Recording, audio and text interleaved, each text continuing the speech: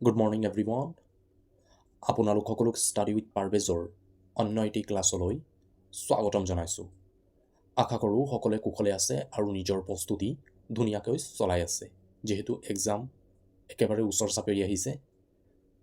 বন্ধুসকল, আজিৰ ক্লাছত আমি ইণ্ডিয়ান হিষ্ট্ৰীৰ মৌৰ্য বংশ, গুপ্ত বংশ, লগতে বৌদ্ধ ধৰ্ম আৰু জৈন ধৰ্ম এই টপিকসমূহৰ পৰা কিছুমান গুৰুত্বপূৰ্ণ কুৱেশ্যনসমূহ আনিছোঁ, যিসমূহ কুৱেশ্যন আপোনালোকৰ আগন্তুক দিনত যি হ'বলগীয়া পৰীক্ষা আছে তাৰ বাবে খুবেই জৰুৰী হয়।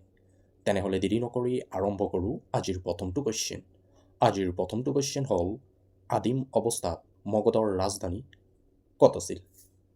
অপশ্যন 4টাৰ ভিতৰত উত্তৰ হ'ব ৰাজগৃহ।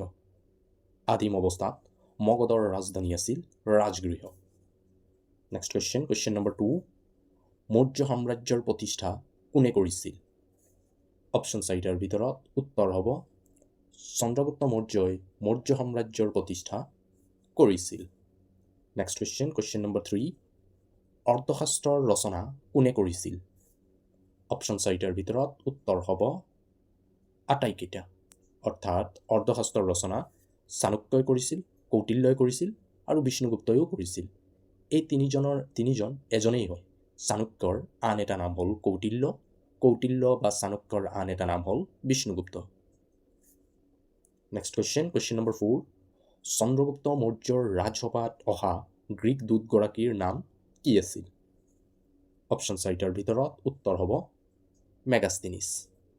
চন্দ্ৰগুপ্ত মৌৰ্যৰ ৰাজসভাত অহা গ্ৰীক দূতগৰাকীৰ নাম আছিল মেগাষ্টিনিছ। আৰু তেওঁক কোনে পঠাইছিল? তেওঁক পঠাইছিল চেলুকাছ নিকেটৰে। পৰীক্ষাত আৰু এটা কুৱেশ্যন আহে, কিমান খ্ৰীষ্টপূৰ্বাব্দত চন্দ্ৰগুপ্ত মৌৰ্যই চেলুকাছ নিকেটৰৰ ৰাজ্যত আক্ৰমণ কৰিছিল? উত্তৰ হ'ব 305 খ্ৰীষ্টপূৰ্বত চন্দ্ৰগুপ্ত মৌৰ্যই চেলুকাছ নিকেটৰৰ ৰাজ্যত আক্ৰমণ কৰিছিল। ইম্পৰ্টেণ্ট কুৱেশ্যন হয়, বহুবাৰ পৰীক্ষাত আহিছে।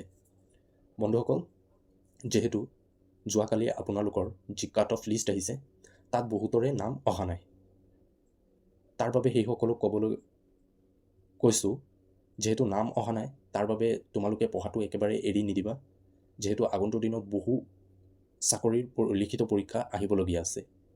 আৰু তোমালোকে এইকেইদিন যিমান পঢ়িছা এইখিনি পঢ়াখিনি অযথা যাব যদি তোমালোকে এইখিনি এৰি থৈ দিয়া। যিহেতু প্ৰতিদিনা তোমালোকে এটা টাইম টেবল বনাই লোৱা, প্ৰতিদিনা আগত যিদৰে 4 ঘণ্টা 5 ঘণ্টা দিছিলা এতিয়া 1 ঘণ্টা 2 ঘণ্টা এনেকৈ দি যোৱা, আৰু যিখিনি পঢ়ি গৈছা এই পঢ়াখিনি ৰিভিজন কৰা। চেল্ফ ষ্টাডিটো ইম্পৰ্টেণ্ট হয়, মই প্ৰতিটো ক্লাছতে কওঁ আৰু এতিয়াও কৈছোঁ, চেল্ফ ষ্টাডি কৰা আৰু যিখিনি পঢ়িছা এই পঢ়াখিনি ৰিভিজন কৰা, লগতে যিসমূহ টপিকসমূহ তোমালোকৰ বাবে হাৰ্ড লাগিছিল এই টপিকসমূহ ক্লিয়াৰ কৰি যোৱা। যিহেতু বহু চাকৰি আহিবলগীয়া আছে, ডিচেম্বৰৰ পৰা বহু চাকৰি আহিব, ADRE 3.0ৰ কথা কোৱা হৈছে, ইয়াৰ লগতে আৰু বহু চাকৰি আহিবলগীয়া আছে। তাৰ বাবে সকলোক ৰিকুৱেষ্ট কৰিছোঁ পঢ়াটো নেৰিবা। আৰু যিসকলৰ নাম কাট অফত আহিছে সেইসকলক ক'বলগীয়া আছে, এই 10টা দিন তোমালোকক এটাই কথা কৈ আছোঁ, ফেচবুক আৰু ইনষ্টা আনষ্টল কৰি দিয়া। সেইখিনি দৰকাৰেই নাই। এই 10টা দিন কেৱল ষ্টাডি ৰিলেটেড টপিকসমূহ ডিছকাছ কৰা আৰু এইখিনি পঢ়া। যিহেতু এই 10টা দিন ইম্পৰ্টেণ্ট হয়, সময় একেবাৰে কম আছে, তাৰ বাবে প্ৰস্তুতি বহু কৰিব লাগিব। এই 10টা দিনত এনেধৰণৰ প্ৰস্তুতি কৰা যাতে ৰিজাল্টত তোমালোকৰ নাম আহিব পাৰে। কাৰণ এটা চাকৰি ইমানেই ইম্পৰ্টেণ্ট হয়, তোমালোকৰ ঘৰৰ লগতে যি ওচৰত আংকল আৰু আণ্টি এই 2 প্ৰজাতি আছে, এই 2 প্ৰজাতিৰ মুখ বন্ধ কৰাৰ এটা মূল কাৰণে হ'ল চাকৰি। তো এইখিনি মানুহ মই জানো অসমৰ চুকে কোণে এনেধৰণৰ মানুহ আছে যিয়ে সময়ে সময়ে দুখ দিয়ে। আমাৰ ওচৰতো আছে আৰু মই জানো তোমালোকৰ ওচৰতো আছে। তাৰ বাবে সকলোক ৰিকুৱেষ্ট কৰিছোঁ, যিমান পাৰা পৰিশ্ৰম এতিয়া কৰিছা তাৰ দুগুণ পৰিশ্ৰম কৰা, যিহেতু এক্সামৰ একেবাৰে সময় কমি আহিছে। ইয়াৰ লগতে ময়ো চেষ্টা কৰিম কুৱেশ্যন আৰু বেছি আনিব পাৰোঁ। লগতে ইণ্ডিয়ান পলিটি বহুতে কৈছে ইণ্ডিয়ান পলিটি আৰু কনষ্টিটিউশ্যনৰ পৰা ক্লাছ আনিবৰ কাৰণে, একেটাই ক্লাছ আনিম, 100টামান ইম্পৰ্টেণ্ট কুৱেশ্যন লৈ আহিম। এই কুৱেশ্যন চালে তোমালোকৰ চিলেবাছৰো বহুখিনি কমপ্লিট হ'ব।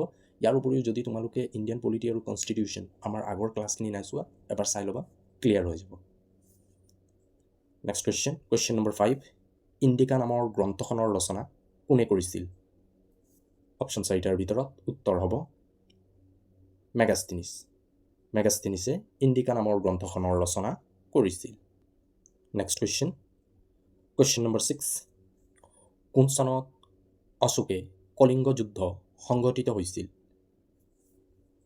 অপশ্যন 4টাৰ ভিতৰত উত্তৰ হ'ব 261 খ্ৰীষ্টপূৰ্বাব্দত অশোকে কলিংগ যুদ্ধ সংঘটিত কৰিছিল।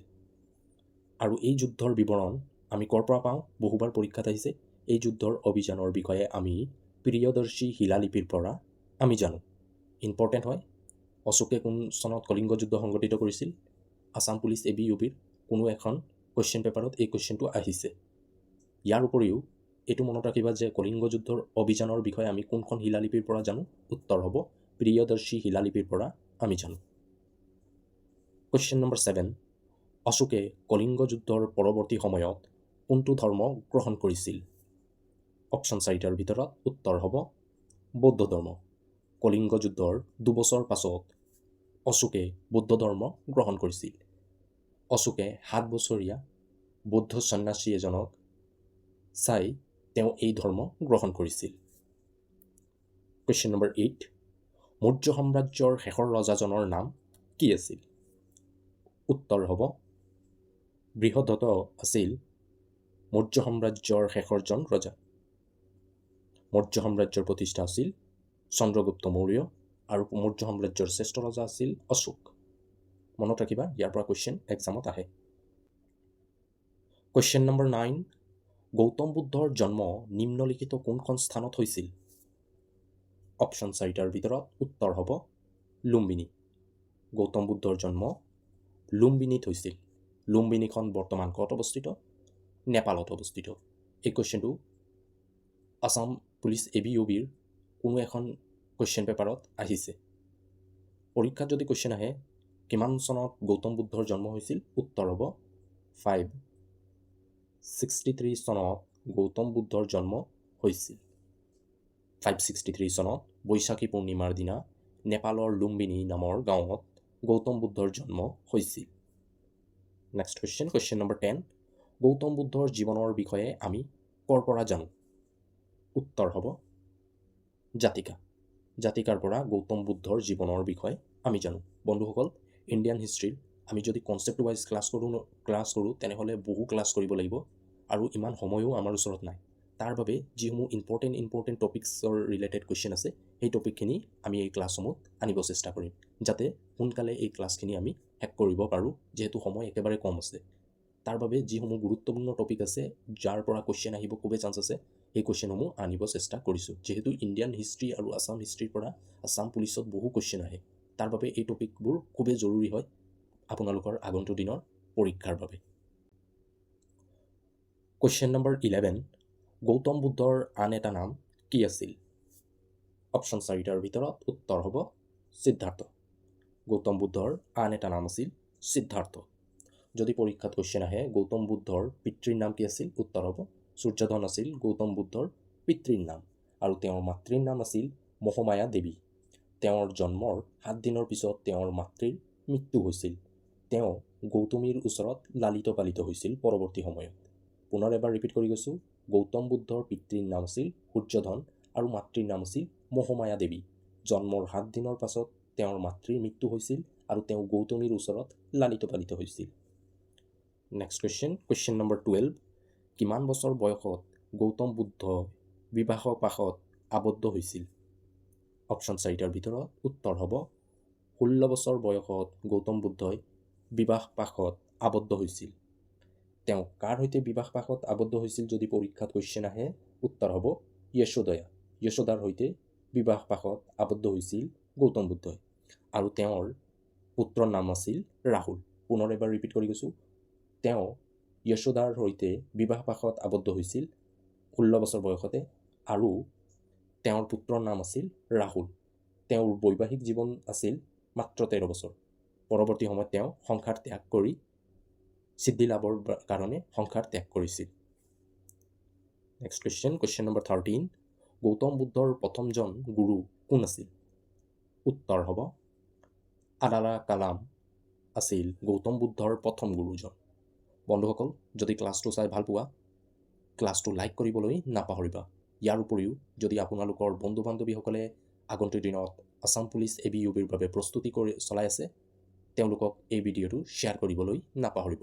যদি প্ৰথমবাৰ আমাৰ চেনেলত আজি আহিছে তো চেনেলটো ছাবস্ক্ৰাইব কৰিবলৈ নাপাহৰিব। কুৱেশ্যন নম্বৰ 14, কিমান বছৰ বয়সত গৌতম বুদ্ধই জ্ঞান বা সিদ্ধি লাভ কৰিছিল? অপশ্যন 4টাৰ ভিতৰত উত্তৰ হ'ব 35 বছৰ বয়সত গৌতম বুদ্ধই জ্ঞান বা সিদ্ধি লাভ কৰিছিল। পৰীক্ষাত আহিব পাৰে তেওঁ কোনটো গছৰ তলত বহি সিদ্ধি লাভ কৰিছিল? উত্তৰ হ'ব আহত গছৰ তলত বহি গৌতম বুদ্ধই সিদ্ধি লাভ কৰিছিল আৰু তেওঁ এই সিদ্ধি লাভ 35 বছৰ বয়সত কৰিছিল। কুৱেশ্যন নম্বৰ 15, মহাপৰিনিৰ্বাণ গৌতম বুদ্ধৰ জীৱনৰ কোনটো অধ্যায়ৰ লগত জড়িত আছিল? অপশ্যন 4টাৰ ভিতৰত উত্তৰ হ'ব তেওঁৰ মৃত্যুৰ সৈতে মহাপৰিনিৰ্বাণ জড়িত আছিল। এতিয়া যিখিনি পইণ্ট কৈ যাম এই পইণ্টখিনি একেবাৰে মনত ৰাখিব চেষ্টা কৰিবা। ইয়াৰ পৰা কুৱেশ্যন এক্সামত আহিছে আৰু এইবাৰ যি লিখিত পৰীক্ষা হ'ব এই পৰীক্ষাটো টাফ হ'ব। মই প্ৰথমতে কৈছিলোঁ কাট অফ যেতিয়া আহিব টাফ আছে এইবাৰ। এতিয়াও কৈছোঁ যি লিখিত পৰীক্ষা হ'ব এই লিখিত পৰীক্ষা টাফ হ'ব আগৰ তুলনাত, যিহেতু এইবাৰ কেণ্ডিডেটো বাঢ়িছে আৰু কুৱেশ্যন পেপাৰটো অলপ টাফ আহিব। মই এতিয়াও কৈছোঁ তাৰ বাবে যিখিনি পইণ্ট কৈ যাম বা যিখিনি কুৱেশ্যন কৰাই গৈছোঁ এই কুৱেশ্যনখিনি মনত ৰাখিব চেষ্টা কৰিবা আৰু এইবাৰ এক্সাম হাৰ্ড থাকিব অলপ। তো ইয়াৰ কুৱেশ্যনটো হ'ল মহাপৰিনিৰ্বাণ গৌতম বুদ্ধৰ মৃত্যুৰ সৈতে জড়িত আছিল। লগতে আমি আৰু কিছুমান শুনিব পাওঁ নিৰ্বাণ, মহাবিনিষ্কৰ্মণ, ধৰ্মচক্ৰ, এইবোৰ কিহৰ লগত জড়িত আছিল সেইখিনি আমি ডিছকাছ কৰিম এতিয়া। তেওঁৰ মৃত্যুৰ সৈতে মহাপৰিনিৰ্বাণ জড়িত আছিল। যদি পৰীক্ষাত কুৱেশ্যন আহে গৌতম বুদ্ধই যেতিয়া সংসাৰ ত্যাগ কৰিছিল তাক কিহৰ লগত কি বুলি কোৱা হৈছিল? উত্তৰ হ'ব সংসাৰ ত্যাগ কৰাক মহাবিনিষ্কৰ্মণ বুলি কোৱা হৈছিল। তেওঁৰ সংসাৰ ত্যাগ কৰাক মহাবিনিষ্কৰ্মণ বুলি কোৱা হৈছিল। প্ৰথম বাণী যেতিয়া প্ৰেৰণ কৰিছিল ইয়াক ধৰ্মচক্ৰ বুলি কোৱা হৈছিল। তেওঁৰ যি সিদ্ধি লাভ কৰিছিল এই সিদ্ধিক নিৰ্বাণ বুলি কোৱা হৈছিল। সিদ্ধিক নিৰ্বাণ আৰু তেওঁৰ মৃত্যুক মহাপৰিনিৰ্বাণ। সিদ্ধিক পুনৰ এবাৰ ৰিপিট কৰি গৈছোঁ, যেতিয়া তেওঁ সিদ্ধি লাভ কৰিছিল 35 বছৰ বয়সত এই সিদ্ধিক নিৰ্বাণ বুলি কোৱা হৈছিল। তেওঁৰ প্ৰথম বাণী যি প্ৰেৰণ কৰিছিল 5জন শিষ্যৰ মাজত তাক ধৰ্মচক্ৰ বুলি কোৱা হৈছিল আৰু সংসাৰ ত্যাগ কৰাক মহাবিনিষ্কৰ্মণ বুলি কোৱা হৈছিল। মহাবিনিষ্কৰ্মণ, নিৰ্বাণ, ধৰ্মচক্ৰ আৰু মহাবিনিষ্কৰ্মণ এই 4টা পইণ্ট একেবাৰে মনত থবা আৰু কিহৰ লগত কোনটো জড়িত এইটো মনত থবা। এক্সামত ইয়াৰ পৰা কুৱেশ্যন আহিবই। কুৱেশ্যন নম্বৰ 16, বৌদ্ধ ধৰ্মৰ প্ৰধান 3টা নীতিৰ ভিতৰত তলৰ কোনটো নহয়?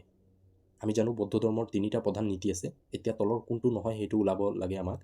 উত্তৰ হ'ব সিদ্ধি। গৌতম বুদ্ধ ধৰ্মৰ প্ৰধান 3টা নীতিৰ ভিতৰত সিদ্ধিটো নহয়। প্ৰধান 3টা নীতি হ'ল বৌদ্ধ, ধৰ্ম আৰু সংঘ। এই 3টা হ'ল বৌদ্ধ ধৰ্মৰ প্ৰধান নীতি। কুৱেশ্যন নম্বৰ 17, বৌদ্ধ ধৰ্মৰ ধৰ্মীয় গ্ৰন্থ ত্ৰিপিটকখন কোন ভাষাত লিখা হৈছিল? ইজি কুৱেশ্যন হয়, সকলোৱে পাৰিব লাগে। উত্তৰ হ'ব পালি ভাষা। পালি ভাষাত ত্ৰিপিটকখন লিখা হৈছিল। কুৱেশ্যন নম্বৰ 18, বৌদ্ধ ধৰ্মৰ ধৰ্মীয় সভা কিমানখন হৈছিল? আমি প্ৰায়ভাগ কুৱেশ্যনত শুনো প্ৰথমখন বুদ্ধ পৰিষদ কাৰ দিনত বহিছিল, দ্বিতীয়খন বুদ্ধ পৰিষদ কাৰ দিনত বহিছিল। ইয়াৰ পৰাই কুৱেশ্যন এইটো আহে। উত্তৰ হ'ব 4খন বুদ্ধ পৰিষদ বহিছিল। 4খন বুদ্ধ পৰিষদ বহিছিল। এতিয়া আমি জানিম কোন কোন সময়ত কোন কোন ৰজাৰ দিনত এই বুদ্ধ পৰিষদ বহিছিল আৰু ক'ত বহিছিল। যদি আমি চাওঁ প্ৰথমখন বুদ্ধ পৰিষদ হৈছিল আজাদ শত্ৰুৰ দিনত, ইম্পৰ্টেণ্ট হয়। আৰু ক'ত বহিছিল? ৰাজগৃহ। প্ৰথমখন ৰাজগৃহত বহিছিল আজাদ শত্ৰুৰ দিনত। যদি দ্বিতীয়খন আমি চাওঁ, দ্বিতীয়খন কালাচোকাৰ দিনত হৈছিল। ক'ত হৈছিল? বৈশালীত। তৃতীয়খন অশোকৰ দিনত হৈছিল। ক'ত হৈছিল? পাটলিপুত্ৰত। আৰু চতুৰ্থখন হৈছিল কনিষ্কৰ দিনত। ক'ত হৈছিল? জম্মু কাশ্মীৰত। এই লিষ্টটো আমি টেলিগ্ৰামত আজিৰ ক্লাছৰ শেষত প্ৰভাইড কৰি দিম। আমাৰ টেলিগ্ৰাম চেনেলটো যদি আপোনালোকে ফ'ল' নাই কৰা ডেছক্ৰিপশ্যনত টেলিগ্ৰামৰ লিংক দিয়া আছে, তাত আমি এই লিষ্টটো প্ৰভাইড কৰি দিম। কুৱেশ্যন নম্বৰ 19, বুদ্ধ ধৰ্ম কেইটা ভাগত বিভক্ত কৰা হৈছিল? উত্তৰ হ'ব 2টা ভাগত। বুদ্ধ ধৰ্মক 2টা ভাগত বিভক্ত কৰা হৈছিল। এটা ভাগ হ'ল হিনজান, আনটো হ'ল মহাযান। বুদ্ধ ধৰ্মক 2টা ভাগত ভাগ কৰা হৈছে।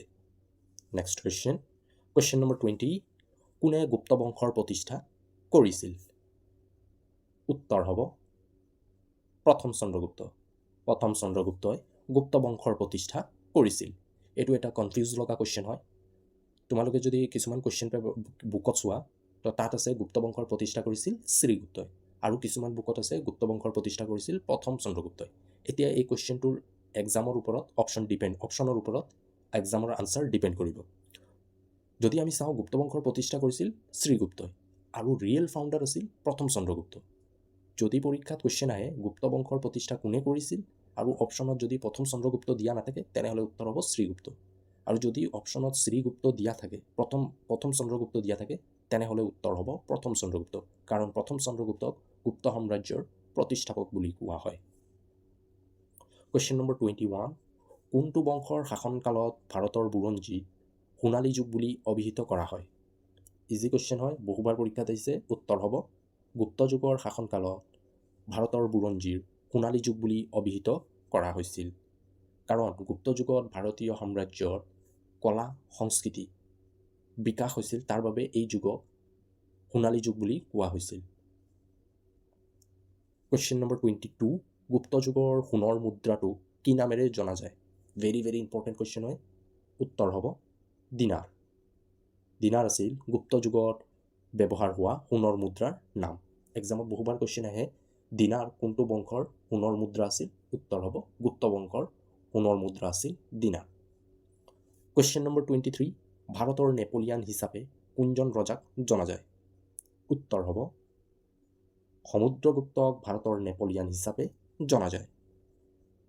তেওঁক ভাৰতৰ নেপোলিয়ান হিচাপে জনাৰ মুখ্য কাৰণ হ'ল তেওঁ 100খনৰো অধিক যুদ্ধ জয় কৰিছিল, যাৰ বাবে তেওঁক ভাৰতৰ নেপোলিয়ান হিচাপে জনা যায়। নেক্সট কুৱেশ্যন নম্বৰ 24, সমুদ্ৰগুপ্তৰ এলাহাবাদ স্তম্ভৰ ৰচনা কোনে কৰিছিল? ইজি কুৱেশ্যন হয় আৰু ইম্পৰ্টেণ্ট কুৱেশ্যন হয়, বহুবাৰ পৰীক্ষাত আহিছে। উত্তৰ হ'ব হৰিশ সেনে সমুদ্ৰগুপ্তৰ এলাহাবাদ স্তম্ভৰ ৰচনা কৰিছিল। এতিয়া তোমালোকে মোক কমেণ্ট কৰি জনাবা সমুদ্ৰগুপ্তৰ এলাহাবাদ স্তম্ভত অসমৰ কোনখন স্থানৰ বিষয়ে নাম উল্লেখ আছে? এই কুৱেশ্যনটো আমি কিছুমান দিন আগত প্ৰেক্টিছ ছেটত আলোচনা কৰিছোঁ, আৰু এই কুৱেশ্যনটোৰ আনচাৰ দি পুনৰ ৰিভিজন হৈ যাব। তো সকলোৱে মোক আনচাৰত জনাবা ইয়াৰ আনচাৰটো কি হয়। পুনৰ কুৱেশ্যনটো ৰিপিট কৰি গৈছোঁ, সমুদ্ৰগুপ্তৰ এলাহাবাদ স্তম্ভত অসমৰ কোনখন স্থানৰ নাম উল্লেখ আছে? কুৱেশ্যন নম্বৰ 25, গুপ্ত সাম্ৰাজ্যৰ কোনজন ৰজাক বিক্ৰমাদিত্য নামেৰে জনা যায়? উত্তৰ হ'ব দ্বিতীয় চন্দ্ৰগুপ্তক গুপ্ত সাম্ৰাজ্যৰ বিক্ৰমাদিত্য নামেৰেও জনা যায়। ইয়াৰ উপৰিও তেওঁ হকাৰী নামেৰেও জনা যায়। এতিয়া কনফিউজ লাগে প্ৰথম চন্দ্ৰগুপ্ত দ্বিতীয় চন্দ্ৰগুপ্ত, এইটো কনফিউজ এতিয়া ক্লিয়াৰ কৰাই দিম। যদি আমি চাওঁ গুপ্ত বংশৰ প্ৰথমজন ৰজা আছিল শ্ৰীগুপ্ত, আৰু তেওঁৰে পুত্ৰ আছিল প্ৰথম চন্দ্ৰগুপ্ত। প্ৰথম চন্দ্ৰগুপ্তৰ পুত্ৰ আছিল সমুদ্ৰগুপ্ত, আৰু সমুদ্ৰগুপ্তৰে পুত্ৰ আছিল দ্বিতীয় চন্দ্ৰগুপ্ত। প্ৰথম আহিব শ্ৰীগুপ্ত, শ্ৰীগুপ্তৰ পিছত প্ৰথম চন্দ্ৰগুপ্ত তেওঁৰ পুত্ৰ, প্ৰথম চন্দ্ৰগুপ্তৰ পুত্ৰ আছিল সমুদ্ৰগুপ্ত, আৰু সমুদ্ৰগুপ্তৰ পুত্ৰ আছিল দ্বিতীয় চন্দ্ৰগুপ্ত। তো এতিয়া আৰু প্ৰথম চন্দ্ৰগুপ্ত দ্বিতীয় চন্দ্ৰগুপ্তৰ মাজত কনফিউজ নহয়, যিহেতু বহুবাৰ পৰীক্ষাত আহে যে গুপ্ত সাম্ৰাজ্যৰ প্ৰতিষ্ঠা কোনে কৰিছিল, আৰু তাত প্ৰথম চন্দ্ৰগুপ্ত দ্বিতীয় চন্দ্ৰগুপ্ত দিয়া থাকে, তাত অলপ কনফিউজ হয়।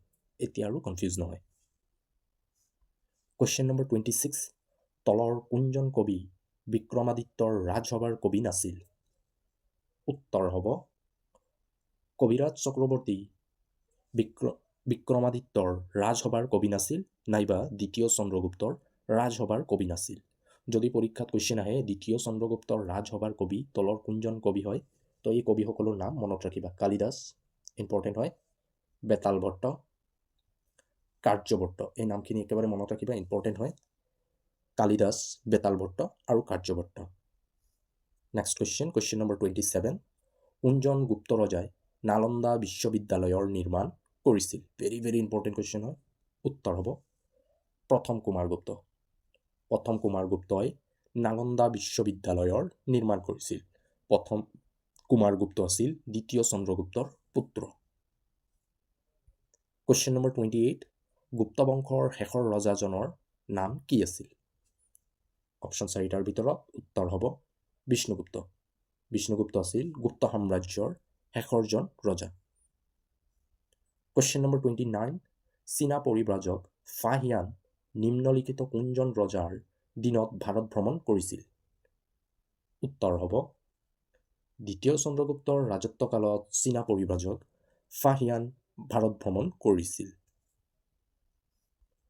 কুৱেশ্যন নম্বৰ 30 জৈন ধৰ্মৰ প্ৰতিষ্ঠা কোনে কৰিছিল অপশ্যন 4টাৰ ভিতৰত উত্তৰ হ'ব ঋষভনাথ জৈন ধৰ্মৰ প্ৰতিষ্ঠা কৰিছিল ঋষভনাথক আমি কি নামেৰে জানো আদিনাথ নামেৰেও তেওঁক জানো তেওঁ আছিল জৈন ধৰ্মৰ প্ৰথমজন তীৰ্থংকৰ নেক্সট কুৱেশ্যন নম্বৰ 32 জৈন ধৰ্মৰ একেবাৰে শেষৰ তীৰ্থংকৰ কোন আছিল কমন কুৱেশ্যন হয় উত্তৰ হ'ব মহাবীৰ আছিল জৈন ধৰ্মৰ একেবাৰে শেষৰ তীৰ্থংকৰ আৰু তেওঁ জৈন ধৰ্মৰ 24 সংখ্যক তীৰ্থংকৰ আছিল জৈন ধৰ্মৰ সৰ্বমুঠ 24জন তীৰ্থংকৰ আছিল আৰু তাৰ ভিতৰত তেওঁ আছিল একেবাৰে শেষৰজন তীৰ্থংকৰ প্ৰথম তীৰ্থংকৰ আছিল ঋষভনাথ তেওঁ প্ৰথম আছিল 24 নম্বৰ আছিল মহাবীৰ জৈন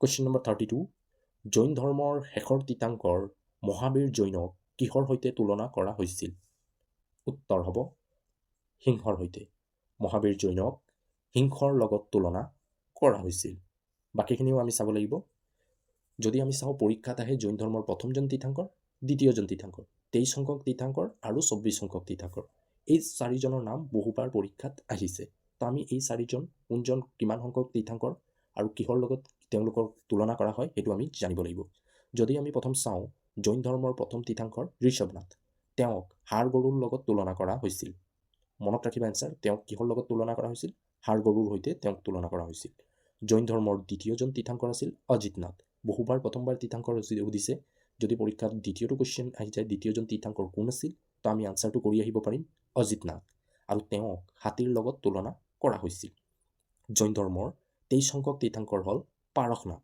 আৰু তেওঁক সাপৰ লগত তুলনা কৰা হৈছে এই লিষ্টটো আমি টেলিগ্ৰামত প্ৰভাইড কৰি দিম কুৱেশ্যন নম্বৰ 33 মহাবীৰ জৈনৰ জন্ম কোনখন স্থানত হৈছিল উত্তৰ হ'ব মহাবীৰ জৈনৰ জন্ম বৈশালীত হৈছিল যদি কুৱেশ্যন আহে বৈশালীখন বৰ্তমান ক'ত অৱস্থিত উত্তৰ হ'ব বিহাৰত আৰু তেওঁৰ জন্ম 540 চনত হৈছিল 540 চনত মহাবীৰ জৈনৰ জন্ম হৈছিল ক'ত হৈছিল বৈশালীখন ক'ত আছে বৈশালীখন বৰ্তমান বিহাৰত আছে কুৱেশ্যন নম্বৰ 34 কিমান বছৰ বয়সত মহাবীৰে সিদ্ধি লাভ কৰিছিল উত্তৰ হ'ব 42 বছৰ বয়সত মহাবীৰে সিদ্ধি লাভ কৰিছিল পৰীক্ষাত যদি কুৱেশ্যন আহে তেওঁ কিমান বছৰ বয়সত ঘৰ এৰিছিল উত্তৰ হ'ব তেওঁ 30 বছৰ বয়সত ঘৰ এৰিছিল নেক্সট কুৱেশ্যন আজিৰ শেষৰটো কুৱেশ্যন হ'ল চন্দ্ৰগুপ্ত মৌৰ্য পৰৱৰ্তী সময়ত কোনটো ধৰ্ম গ্ৰহণ কৰিছিল উত্তৰ হ'ব জৈন ধৰ্ম চন্দ্ৰগুপ্ত মৌৰ্যই পৰৱৰ্তী সময়ত জৈন ধৰ্ম গ্ৰহণ কৰিছিল বুদ্ধ ধৰ্ম গ্ৰহণ কৰিছিল কোনে অশোকে বুদ্ধ ধৰ্ম গ্ৰহণ কৰিছিল কলিংগ যুদ্ধৰ পৰৱৰ্তী সময়ত তো বন্ধুসকল আজিৰ ক্লাছত এই 35টা কুৱেশ্যন আছিল আৰু এই 35টা কুৱেশ্যনে আপোনালোকৰ আগন্তুক দিনত যি হ'বলগীয়া লিখিত পৰীক্ষা আছে তাত যথেষ্ট সহায় কৰিব পুনৰবাৰ এটা কথা ৰিপিট কৰিছোঁ যেহেতু এক্সামত আৰু মাত্ৰ 9 या 10 দিন আছে আৰু এই 9-10টা দিন যাতে তোমালোকে ফেচবুক ইনষ্টাৰ পৰা দূৰত থকা এইটোৱে ৰিকুৱেষ্ট কৰিছোঁ আৰু এই 9-10 দিন যেনেকৈ মেট্ৰিক আৰু হাই ছেকেণ্ডেৰীত আমি পঢ়িছিলোঁ তেনেকৈ পঢ়া নিশ্চয় এক্সাম ক্ৰেক হ'ব আৰু এক্সাম ক্ৰেক হ'লে চাকৰিটো নিশ্চিন্ত ইয়াৰ উপৰি এই যে ওচৰ চুবুৰীয়া আংকল আৰু আণ্টি আছে এই দুই প্ৰজাতি জ্বলি পৰি শেষ হ'ব তাৰ বাবে চাকৰিটো তো বন্ধুসকল আজিৰ ক্লাছটোৱে আপোনালোকক যথেষ্ট সহায় কৰিব বুলি আশা কৰোঁ যদি ক্লাছটো চাই ভাল পোৱা ক্লাছটো লাইক কৰিবলৈ নাপাহৰিবা ইয়াৰ উপৰিও যদি চেনেলত প্ৰথমবাৰ আহিছে চেনেলটো ছাবস্ক্ৰাইব কৰিবলৈ নাপাহৰিবা যদি ক্লাছটো চাই ভাল পোৱা নিজৰ বন্ধু বান্ধৱীসকলৰ মাজত শ্বেয়াৰ কৰি দিবা আৰু যি দুখন লিষ্ট আছে এই লিষ্টখন আমি ইতিমধ্যে টেলিগ্ৰামত প্ৰভাইড কৰি দিম তো আজিলৈ ইমানেই পুনৰ লগ পাম আমি আমাৰ অন্য এটি ক্লাছলৈ থ্যাংক ইউ